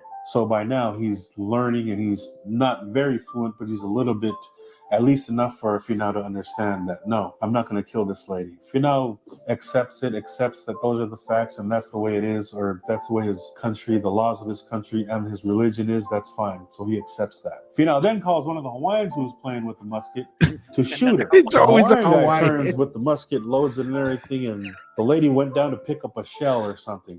And the Hawaiian guy lifted his musket and shot her, and she fell back into the water and died. That's the story of that crazy old lady. But it also gives us some more insight of how the culture was. I don't know what it is about the Hawaiians, man, but they're pretty okay with, yeah, let's shoot anybody. Oh, Yeah. yeah. Maria Kamehameha. Oh, I don't know. That's hilarious. As far as how they viewed the classifications of people. The higher your value, the more important that you were, and that you actually have a soul. Where if you had low value and you could do the very minimum, that you had no soul and you were of no consequence to the people or to society itself. So judging upon how they viewed each other in society, it would be very helpful for a person to be ambitious, to try to move up somehow, some way, to try to be smarter, to try to use whatever they can to do better. And that's no different from a lot of the Tongans that come here from Tonga. They come here and whatever they know is what they know. But all they have to do is show them. All they have to do is see Hey, things, see how things are done, and then Ldks. they're hands-on, they Yeah. learn it, and then they get better at it. And then they get better at it, and then they become professionals. Anybody who comes from Tonga who are just farmers or just whatever they were in Tonga, with hands-on experience and hands-on learning, they actually become better at what they do. Roman That would have Reigns. helped you in society to not only be ambitious, but to be industrious, to improve your ability to do things, to improve your craft, whatever craft that it might be. Crazy thing about that old lady dying is the fact that the town, everybody felt relieved that she was dead because they didn't want to kill her or put her to death because she was probably related to a lot of them. But at the same time, they were relieved that she's gone, not by their own hands, but that she's gone and she can't be there to bother them any longer. Perhaps they believe that she's at peace, that she's gone to see her child and her husband and whoever else that left her behind earlier. Everybody was at peace with it, not in a cruel way, which is kind of weird to say. Is that a cruel thing to think or to do about a woman, knowing how society is in Tonga at that time? You would think so, but for them, it was just a relief. So they're prepped for war and they're ready to attack Nuku'alofa. They have a whole ceremony. They have a ceremony with kava, with the religious leaders and everything to invoke the gods to come and help them, to be with them. So all of Hapai was told to meet in Nomuka. They have 14 large canoes from Lifuka, along with Tupo Niwas from Vava'u, and that adds up to about 50 large canoes. 4 of the large canoes, they had little cannons, the carronades on them, with 50 large canoes and what? Maybe a couple hundred people on each one. How many? Maybe Yeah, 100? Maybe 100? maybe 100 or 50 or So let's go with 50. 50 and about what is it? 100 canoes, large canoes. 50. So you're talking about 20, anywhere between 2,500 warriors to 5,000 max, right? If Yes, it's 100. yes, So that's not a small little force there. That's a decent sized yeah. group right there. Especially when you combine Hapai and Babao. Yeah, I would Yeah. suspect around that number. Yeah. So how many people do you think are on those islands at that time? I have no idea. I have no idea. I wouldn't think it was that big, but who knows? Who knows? Because I mean, if you take 3,000 men, Mm, um, war aged men, so let's say what 18 to 40. mm, I mean, if you have a devastating battle, I mean, what percentage of the population? That's got to be only like, let's say, only like 10,000 or 10% of the population. You think? mm. So if that's the case, you're looking at 25 to 30 to 50,000 people. 25 to 30,000 people, which would Mm. be relatively close to what it is now today. Yeah, yeah. I would say, or because I know most of the population have moved to Tongatapu. Yeah, would it be the same back in those days? I would suspect there'd be a lot more people that lived in Because right Hapai now, and if Babao. I remember correctly, there's only, I mean, it's only been 100,000 in Tonga for forever, right? And Yeah, 60,000 live on Tongatapu and correct. Ewa. Mm, So 40,000. And I'm just trying to think because it doesn't make sense that you would take 50% of your population, mm, right? mm. I don't know. I mean, how many? That's interesting. I wonder how many people were Yeah, living yeah, yeah. I'm not too sure about that. on Hapai and Vavao. Because I mean, yeah, that's, let's say 2,500 warriors. Mm, If, yeah, one would hope it's only 10% of the population. You go and you guys die, then Hapa and Vava'u will be a population deficit for Yeah, yeah. 2 generations, 3 maybe, to try Mm, and repopulate after that. I don't know. mm. Just trying to see if there's any ways to kind of gauge the size of the population. No, that's a good point. Good point. Yeah, I have no idea, too. I'm not too sure on that. And yeah, and and that's why some of the other islands like Fiji, Samoa, and like Tahiti, a lot of them have really expanded population wise because they've had foreign people, the Indians in Fiji. Then you had the Chinese and the Germans, and then the British in Samoa, you know, and then also the British in Fiji, and then the French in Tahiti. So they've they've exponentially, The population's grown grown, from that. popped up. But Tonga has always kind of been steady because, yeah, we've never had a influx of foreigners due to not being colonized. So yeah, Mm. being 109,000 at the moment now, right? And of course, there's population that's we've kind of grown just naturally producing and the excess of that have actually traveled overseas. But yeah, just to see population growth in the islands, even if you go back in the days, Tonga has always been kind of steady, but not an influx like a pop up like this Yeah. compared to other Pacific Island neighbors. Yeah. Okay. Okay. The wheels. Instead of getting to Nomuga because of the peaceful winds or whatever, it didn't take them there. They all meet in Uiha instead. So all of Ha'apai now, plus the Boniwa's ships and Ha'ano and everywhere else, they're all in Uiha now. They go to a malae. They call it a malae. It's a big old 4 or 5 acre plot, usually green, with a house. And when I say house, I mean like, those giant huts, those big posts that hold with a big old roof over it, and they go meet under it, which gave Finau an opportunity to review all the warriors and take a look at them. And Mariner said a lot of them were dressed and painted like the Fijians were, like the Fijian warriors. They were painted face, painted body, and they were dressed like them with all their weapons, the clubs and the spears and everything else. Each of them would come by Finau and Tuponiwa and the chiefs that were sitting. I wonder if that's because of the Tui Halfatai guys that are with them, Mm, yeah, right? that's And the have that influence. Yeah. Fijian influence. So sounds like the Tui Halfatai guys stayed Yeah. with Ulkalala and them. Mm. Sitting there and strike their bat down. They would strike the ground with their clubs and proclaim that they're here to fight for them and fight to the death. And this club is for so and so who's over there that they're gonna kill. And each of them, one at a time, move in and basically do some kind of small performance for the chiefs that were sitting there. And they also have like a practice fight type thing where they're fighting each other, practicing and whatnot, so that Finau and the other chiefs can see. Tuponiwa and them were sitting there watching. He said a lot of the islands had their own malae, or their own little plots of land where they do ceremonies and they meet together with the same thing, about 4 or 5 acres of green grass, and they do a lot of ceremonies and a lot of celebrations and occasions on these things.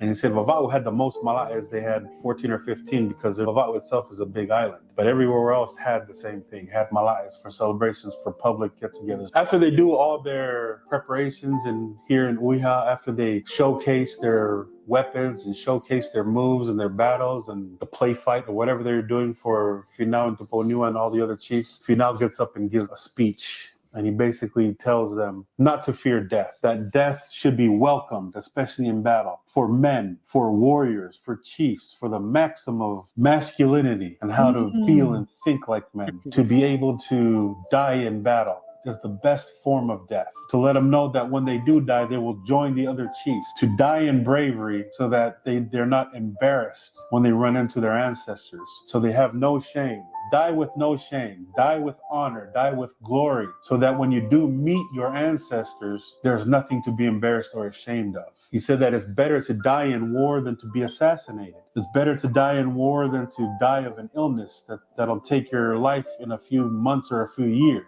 And stating off all the ways or the reasons that are better to die in this battle in war than any other way. 6 large ships in Uiha are ready with the warriors in Uiha, and they go to Nomuka, with which they get there in a few hours. They spend the next couple of days in Nomuka. They do the review. How convenient that it's better to die on Ulkalala's campaign for power than to stay home and Well, take care of your family. Yeah. Well, that's what you do with leadership, right? You already know the bigger picture, but you know the common folk just see, that's my leader. Just do what he says, just do it. But yeah, definitely you gotta. It's not easy to prepare the mindset of people who are about to, most likely are gonna die. So hey, you gotta do what you gotta do as a leader to get your guys ready for what may come. Eh? I find it interesting that a lot of the talk is similar to how the Vikings talk, right? It's better Mm, to die bravely in war, so you go to mm, Valhalla and see your ancestors. That's basically what Ulkalala is saying, right? yeah, You yeah, don't want to see your uncles and them and be, embarrassed. Oh, I died from eating too much ufi. Sorry, guys. I went to Uta too much and died from going to Uta. I didn't die fighting Tuao and yeah, his yeah. men. Uh, So yeah, it's kind of interesting. I'm wondering if that's just when there's a lot of battles, the leaders got to mm, come up with a story, and maybe that's a common yeah, story in history. You don't want yeah, to be embarrassed if you don't die in battle. Go die yeah, in battle because everybody's going to war and they need warriors. Maybe that yeah, was the common story for all history to motivate your guys in the front line. yeah, yeah. No, and that's I think that's a big deal too. Even in Tonga, like embarrassing your family and stuff. And I feel like maybe that's something Tonga needs to do, like especially with youth offending. Any youth offending, you need to put them up, either plaster their name, whatever they do, so people can know, and maybe they won't commit any further crime. And then it brings attention to the family to fix that child's issue. But that's Self-regulate. yes, self-regulate. And if that doesn't happen, okay, take it upon the state to do whatever needs to be done to fix that issue. But I Mm. think that's how if I was in charge of the if I was the police commissioner in Tonga, and youth offending seems to be an issue, especially in the Nuku'alofa area. There's going to be some shameful thing to happen, so hopefully the family can sort it out. But that's just Hmm. me thinking out loud. And just when Ulukalala shares with the whole, being ashamed and if you die this way and not in war, hey, looks like that thing still carry weight in Tonga today. 100%. You again, they give speeches again, they do the whole ceremonial preparations of war while they're in Nomuka. They're about to sail to Tonga now, and now that they're ready and all of Hapai and Vava'u are gathered together, Mariner said there was about 170 canoes. A lot of them were large canoes, Mm. and four of the largest canoes had the mini cannons in them, had the carronades in them, and So now they 70 to sailed to 80 Tonga. to that's what Mariner is saying, right? Of each boat, is that correct? I don't know. Did you say that? I thought I had just heard 170 boats. Oh, 170 boats. See, okay. See, that's a good amount. That's That's what I'm that's your saying. There had to be quite a good amount of people. yeah. I would suspect so. Really big amount of people, because that's that's a lot of vavau and hot buy right there, man. Yeah. Because I mean, if you just look at like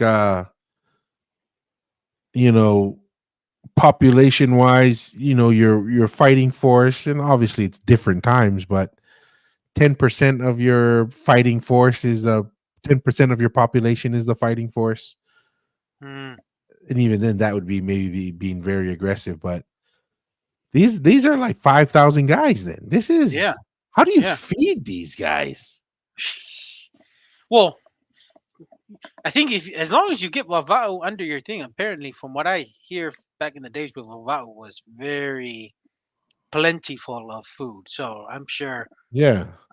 I'm sure when you get a place, see hot pie to me agriculturally is difficult Yeah, to because just the because of the soil is more yeah sandy and yes, it's difficult to cultivate um some good crops. But if you get vavau, and vavau, especially if you're not having many hurricanes and stuff, and man, vavau is really a land of plentiful, and I'm sure that can feed you a good amount of people. and I guess I was referring to the army, Masi. Do you think those canoes just stacked with food? Y- I would, yeah, yeah, And that's yeah. why he had to do a campaign. That's why, Tua, have you heard of that Tongan saying, what, pigi pigi hama, kay, was it, vai vai manava? It's that saying is because of people when you're traveling in boats and when you're making distant travel uh, to reach your destination, it's pretty much if your canoe or your boat is running out of resources or food, big hama, you kind of rely on the other boat to kind of help you eat that Mm. eat some food so you make the destination or to make the destination you were planning to get to. So that's why that Tongan word is pretty prominent. I've heard it used for many people in their speeches, and I remember asking Daniela the specific meaning, and that's where it kind of came from was from canoe traveling. So I'm assuming guys like from Bavao and Ha'apai, when you're traveling a great distance and back and forth, Pipi Hamak, Ifai Manaba, you're just sharing resources amongst yourself. Maybe some had more people than others, and the others had more food, and then you kind of share, until your task or mission is accomplished. So And maybe I'm sure that they had quite a few food for that amount of and people. maybe that's why Vava'u was so critical for them. That's Yeah, where you could get a yeah, lot of the food supply for when you yes, go on these annual raids. yeah, And that's probably why he couldn't stay there very long, because even sounds like that because of the chaos on Tongatapu and fighting amongst themselves, there was no food on Tongatapu to take advantage of mm, as an invading force. So he could probably only come and stay as long as his resources would allow him to, which yes, would further explain why he was not successful over the mm, 7 or 8 years trying to invade. yeah. No, yeah, So, absolutely. okay. Mariner said the winds weren't that good. It didn't take them all the way to Tongatapu, so they stopped by in Pangaimotu, which is probably a mile or so off of Nuku'alofa, away from Tonga. They stop off over there for a little bit. The people in Maufanga, which is in Tonga, hear that Finau and them are on their way over. Finau's father is buried in Maufanga. So we Mm. know Finau as Finau Ukalala. Finau's son is Finau Moengangongo. And then there's Finau Fisi, which is Ulukalala's uncle, and Finau Fisi's brother is Finau Maufanga. And he's buried in Maufanga, in Tonga. The people in Maufanga, those are peaceful people who live near the cemetery of the kings, but they do hear that Ulukalala's on his way, so they prepare a ship and they go over and meet him and take things to him that he needs. If you're in Maufanga, everybody knows, and they're all suspicious the same way, that no war, no battle can happen on those sacred grounds because all the chiefs and the old kings are buried there. And if anybody that were there that were enemies, even if it was battle, they weren't allowed to fight there. They weren't allowed to battle in Maufanga near the cemetery of the kings. If they were to meet there, they would meet there. And Maufanga. That's not too far from where the Tuitonga's first settlement Yeah, was, right? yeah, yeah. And I wouldn't be Tuputonga is in surprised. that area. Yeah, and I wouldn't be surprised if how Mount Fanga became like a sacred place. If some Tangaloa were also living in settled in those areas and maybe even buried in some of those sites because we don't really Yeah. know exactly where Tangaloa and how many, but that's what I'm assuming. That's what I'm Yeah. assuming. Interesting. Mm. they would be friends. As long as they were in that area, they were friends. Where they buried people, those are called faitokas. And they had faitokas on each island where chiefs or kings or hows were buried. And it was the same for any faitoka. You weren't allowed to fight near those areas on the property. And if you were to meet on those properties, it would be in peace as friends. So if anybody were enemies, if they had relationships or relations of those who are buried, there is any kind of enemy activity, it wouldn't happen there. It would always happen somewhere else because they believe that it's a curse to fight on or near a faitoka. It was a curse of the family. It could be a curse of death or a curse of whatever else to your family and to your people if you ever fought on or near Faitoka. They leave Pangaimotu and now they get to the northern side of Tongatapu, which is just a little far off of Nuku'alofa, even though they could see it from where they were with the Faitoka and Maufanga. They can also see the enemies preparing in Nuku'alofa, knowing that Finau and them are going to get there, which means if that's the case, then they've heard the news or they know either were prepared for the season or heard that Finau and his warriors are coming to fight them, as he had a habit to do so annually. They get to Mount Fanga, and Finau and some of the chiefs go to the cemetery, to the Faitoka. They get there, and Mariner was with them, and he said they wrap themselves with mats. Now, if you go to a funeral these days, if you're part of the family of the one who passed away, that family you can tell because they wrap themselves in bigger mats. When they bury each other also, they wrap them in mats too and converse with the dead in their costume or their uniform of death, as if they're putting themselves in the same position that the dead are buried in, and walking over to Finau Ukawala's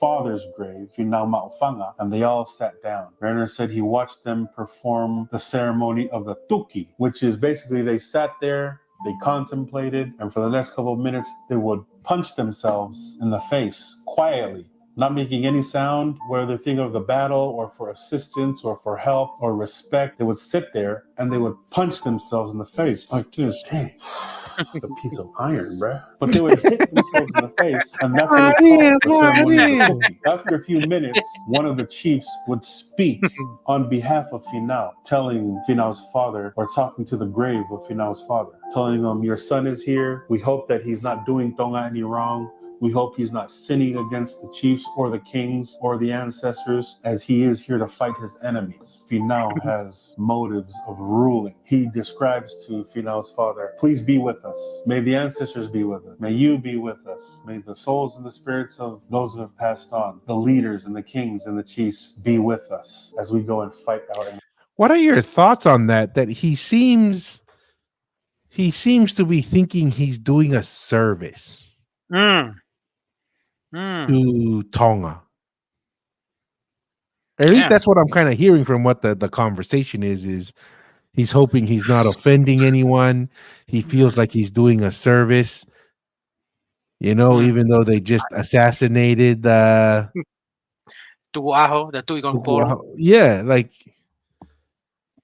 and No, then it's interesting. he's chasing off these guys that are in Ha'apai and Vava'u. Yeah. Some of them are running away to Ha'amoa.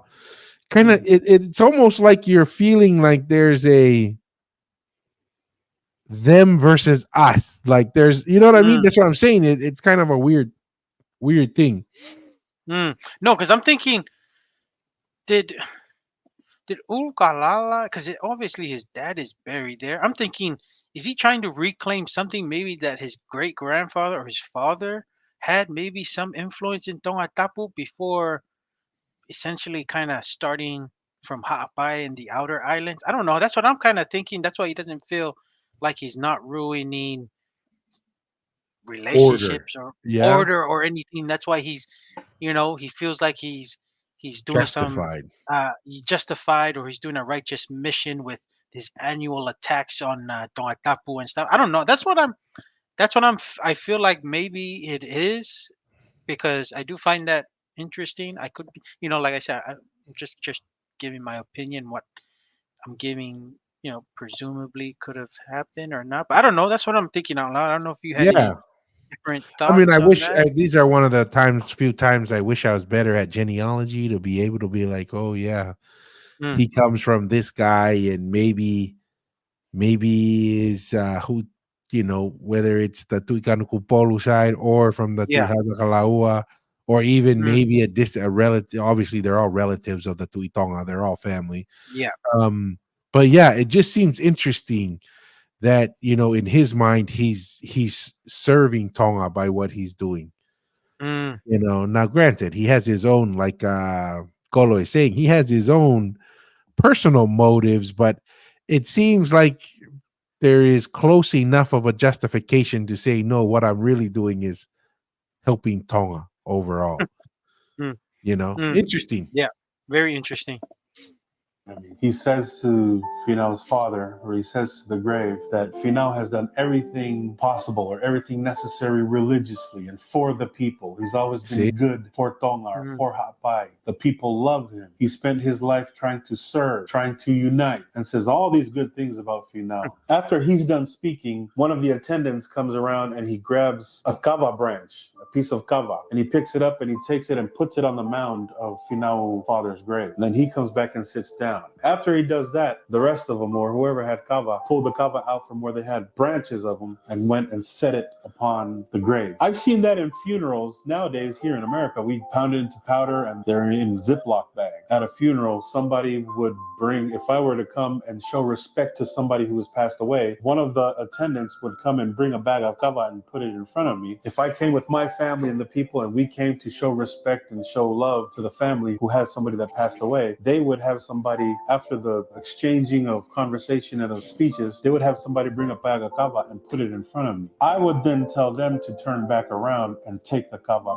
back so that you can use it for whatever responsibility that the family needs it for. Kava in those days were used in ceremonial purposes, for religious purposes, for, as you can tell, for the way that they drank kava back then. They drank it all the time. For the purposes of religious meetings and getting together and knowing that kava, in the kava circle, nothing but peace and conversation exists, no matter how heated it might be. The responsibility of the kava itself is so that conversation can happen, is so that planning can happen, is so that responsibilities can be spoken of and talked over. And that's why if I brought my family to a funeral and somebody put a bag of kava in front of me, I would tell them to come back and take it and use it for the responsibilities of bringing people together to converse or talk about planning or whatever it is they need it for. Kava has always been something that we've gotten together and has held us together, and we're giving it and putting it on top of the grave to indicate or signify those tokens. After the ceremony of Faitoka and after the ceremony of the Tuki and the kava and everything, leaving it there, they make their way back down to the beach where everybody's preparing.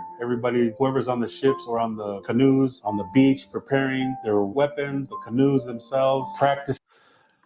What are your what one of the things that came to my mind when he's talking about Takava, like this is one of the reasons why I'm a big believer there was a unified Polynesian nation, is how uniform the recognition of the role of kava is in Polynesian society.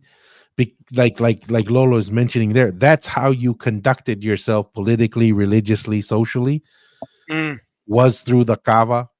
And so the fact that it was so fundamental across the board, and that's how you conducted in official events yeah. and social events, political, religious, that just to me is one of many indicators of a organized central driving government that shared social, political, and religious norms. Yeah. But yeah, that was what was coming to my mind when he was talking about the kava. Yeah. No, no. And just to add on to that, that's why Polynesia is known with the word kava, because that seems to be the the important ingredient to legitimize a certain event. So like if you're doing an event of funeral purposes, you gotta have some kava. Mhm. Uh, ceremonial wedding, you gotta have some kava. Initiate or installation of a title, you gotta have some kava. So that is why that word kava is universally recognized in Polynesia, is because that's and it only reinforces the argument of Polynesia being a nation, because that word is the same throughout all Polynesia, maybe except um, Fiji, right? Because Fiji had, it was kind of a mix. It was kind of like that bordering between Yeah, it had the Polynesia kava and and Melanesia. Yangona or whatever is the Yes, other yes, name they yes. had for it. But with the tongue, but with now you know that last episode we did last week, I guess with Maka, obviously kava was probably used with those Tongan migration, to Mhm. Fiji. It was very significant, but obviously the word kava is still recognized there, but obviously the word that's used most of the time in their common language is the Yangona. So yeah, no, that's what I was thinking. That kava, without kava, it's not. It's almost like a missing link in order to legitimize a certain event in those Yeah. days. And even today, it's still you still see kava. You still see many Tongan families who are able to do it, doing like a kava mari or a kava. Um, kava at the funeral. There's always when you're giving your tribute or your hala kind of thing. There's always some kava there you can have. But yeah, kava is still significant in today's culture. And obviously, when you know institutionalize or create a title, you gotta have some kava. But yeah, that's my No, thoughts there. 100%. And here's an interesting thought that just came to my mind, Mussy.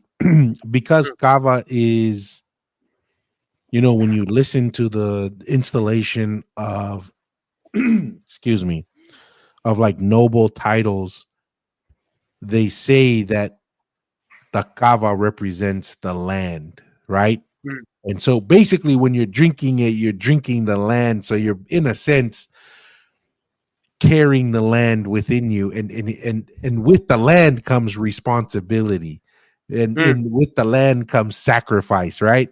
And I mm, find it interesting when you just think about the kava experience.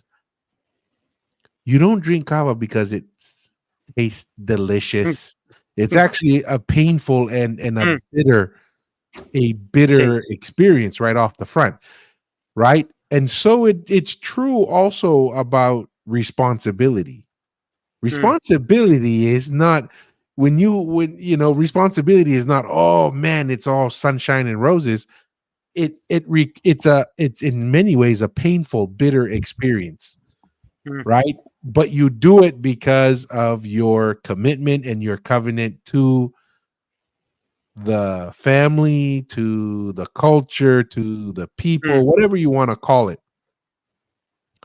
And though it's a bitter experience up front, like they say, fuakavenga, Yeah, it's hard, and a lot of people, they shrink from yeah, it, but because it is bitter, it's painful. However, if you are willing and able to endure that on the front end, yes. what's the reward? It is a feeling of calm. It is a feeling of accomplishment. It's a feeling of, you know what? I did what I was meant to do, and I Mm, did it well, and I'm proud. And that's also the experience of the Kava experience as well. And along the way, as you endure the bitter with the right people and the right conversations, you're learning a lot. You're growing mentally, spiritually, and physically through the experience. So just thought that was kind of an interesting when yeah, you look at the purpose of kava in the social, religious, the political sense, also in the practical sense. When you look at the drinking of kava itself, that experience, it's kind of an interesting parallel across the board. mm, mm. So yeah, that was just something that came to mind. Any thoughts, No, it's Masi, or we cool. want to jump right back into it? No, no, no. Good thoughts. Good thoughts too. Seeing Oh, No, nothing to add, Marlo. 10 4. whatnot, and they can see and hear the guys at Nuku'alofa doing the same thing. They're preparing. They're preparing their weapons. They're getting loud. They're screaming from that side, and these guys are yelling in battle mode and battle cries from this side, and they're yelling at each other from afar off. These guys from Malfanga and those guys from Nuku'alofa. They're both sharing the war whoop. They're war whooping at each other. They're chi-hooing each other. They're chi-hooing from over there, and we're chi-hooing from over here, and we're ready. They're ready, and it's about to go down. Some guys were in the water, splashing the water with their back. So they were chi-hooing, like we talked about earlier, right? Like Yeah, you're when there you to. do You're that, not. Yeah, it's not a pleasant yeah, or positive thing. It is something bad's about to happen. yeah, yeah. It's definitely. You're not there with the intention to be respectful. You're there to cause chaos, and something's coming for you. Yeah. Yeah, 100%. Bats or with their spears. They're both ready now and prepared to do this. Marin describes the fortress of Nuku'alofa. There are many of them in Tonga. Some of them were built in squares and some of them were built in circles. Nuku'alofa fort or the Nuku'alofa garrison was built in a giant circle, and a lot of them patterned their build and the strength and the fortification of their forts around Tonga after the Nuku'alofa fort. About 100 yards from the water, about 4 or 5 acres. They're made with bamboo reeds. So they're cutting bamboos in half and they're opening it up and they're tying them together and they're making a fence type thing with the bamboo. They have giant posts that surround the entire kolo, giant posts that go all the way up 10 to 12 feet high. The bamboo reeds, he said, they're tied together and they were wrapped around all these posts that gave it a fencing type look and protection. There are 4 giant openings, 2 on the front and back and 2 on each end, and they had smaller openings also. The posts were set a foot and a half from each other, but it surrounded the entire fort with the wrapping of the reeds all the way around. Right outside of the wall, there was a giant ditch. So it goes fort, ditch, and right outside of that ditch is another wall that they built the same way with posts and reeds. Where the giant openings were, they cut down coconut trees, put them in half and stacked them on each other, and they built sliding doors with it where the big openings were. That also served as a protection too. Right outside of the second wall was another ditch. So if you approach Nuku'alofa from the outside, you would see a giant ditch, 12 by 12, a wall with the reeds, and then another ditch, 12 by 12, with the main wall around Nuku'alofa itself. At the top above every door, there were giant platforms for where somebody can stand. They had railings and it had also openings where you could throw things. So bow and arrows, spears, big stones or whatever. They had a platform every 15 feet, openings for where people can stand and attack from there. So they were ready. They've been fighting Finau for the past 7 or 8 years or however long it was annually, to where they know how to build it now and how to prep up for it. Every 15 feet was a platform. Above every big door was a platform, and it had reed walls with openings. And every 15 feet there was another platform with reed walls and openings so that they can attack from there. And the ditches were made so that the dirt makes another wall on both ditches. The dirt was collected and made another wall just on the outside to protect them from the enemies. Yeah. The entire walls on both sides, both walls, were decorated or ornamented with sharp objects, with shells broken up and pasted onto the walls. Perhaps for when anybody gets close, they cut themselves. If anybody got closest to the ditch, they would have to climb down the ditch and where they can attack. So they're prepared. They're ready. The fort's ready. Vava'u Ha'apai is ready with their 170 canoes, and now Nuku'alofa is ready. Now they're ready for battle. They're ready for war. So we've come across chapter 3, and now we're ready for a first battle that Mariner's able to be a part of. The other 2 battles with Tui Halafatai, the Fijians, he heard those stories from Finau, Tuponiua, and the other chiefs and other people as well. He heard about the Fijians from the old people, the OGs. He heard about Tuku'aho and how Tuku'aho, the behavior of Tuku'aho and how he was. He heard about how Tuku'aho died and that battle that happened. How Tui Halafatai met up, they went to war. He heard about those. This will be the first one he's actually a part of. And now he's officially a son of Finau Ulukalala, now that Finau Ulukalala has given him to one of his most important wives that's able to provide him with everything he needs. So now we're ready for battle. We're ready for war. That's chapter 3. Till next time, my friends. Ldks. Malo, lolo. Maria. Looks like Noah is, having his own. We're over here talking about Tokiuka Man, William Mariner, and Noah is over here, talking about Tu'imanua. We've already put Tu'imanua to sleep, I think. But No, I anyways, mean, lucky Noah's not alive when Ulukalala is alive, because remember, if you do something Mashori or doing something that's not everyone doing, he tell another Hawaiian to tell a Hawaiian to shoot shoot that person. If you're hey, not part of the plan or the building a harmonious village, oh yeah, not good, not good. that's an interesting comment there by Brown Monk. I did cross my mind a little bit, especially when they were saying they were putting the wall of dirt and then like the reeds on top.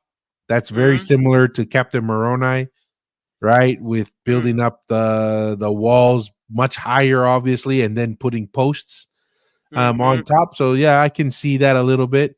But very interesting. Yeah, I mean, to me, really enjoy Lolo's series on this. I think he does a great job Yeah. telling the story and bringing it to life, and him taking the Hmm. time on that.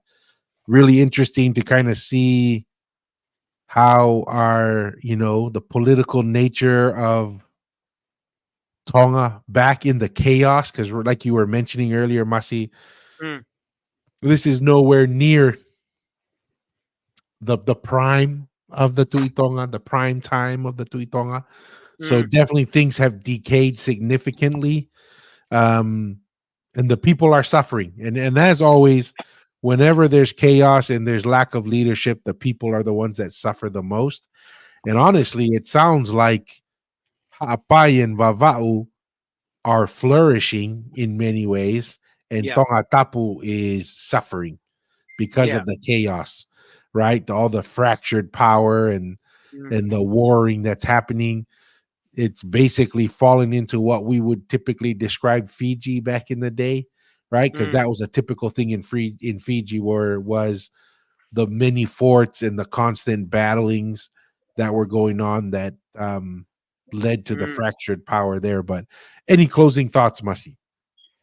No, I appreciate Kava University's input, and I think I agree with you, Tua. He's doing a good job, explaining and giving uh, uh, an example of how the story of Mariner kind of bring to life and in perspective, so that people can follow and understand more about that era, what was happening in Tonga. But I appreciate the platform, Tua, so that we can talk about this. Hmm. If any of our comments can maybe help other people understand, and also the comments through the live of our viewers can also shed some light on certain areas for other people to learn more. That's always helpful, and this is why we do this. But yeah, I'm just grateful for this opportunity to be here. But malo. Yep. Malo, Masi. And we were hoping to have a program with Lolo, but his schedule wasn't available. We are looking to have a U.S. Political commentary Mm, episode with the elections coming up in the U.S. Maybe we'll talk about politics mm. in other countries as well. We're hoping for that next week. And then we also are working on a couple of Interviews guest coming up. interviews to come up here. But once again, um, appreciate everyone's contributions, appreciate all the comments, all the likes. As we mentioned earlier, that goes a long way with every like, every comment, every share. And Mm. as always, as we close, we always invite everyone to stay curious, Yes, ask the sir. bold questions, Yes, and sir. be a truth seeker and go wherever the truth leads Mm. you. And with that being said, till next time, guys, have a good one. Okay. Peace.